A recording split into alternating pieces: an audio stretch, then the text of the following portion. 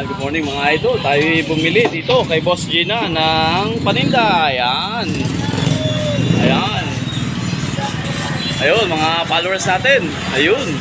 Ayun si Madam Gina. At syempre ayan, meron siyang pang-almusal, longganisa, manok. Ayan, at saka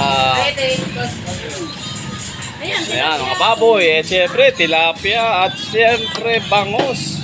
Ayan, dito nyo yung matatagpuan yan mga idol, dito sa Lakeside, sa Talipapa, sa Palengke. Ayan, syempre meron akong nakuhang pamasko mula kay Boss Gina. Ayan, pamasko niya sa idol ng Kabuyaw. Kaya maraming salamat po, punta na po kayo rito dito sa Lakeside. Yan.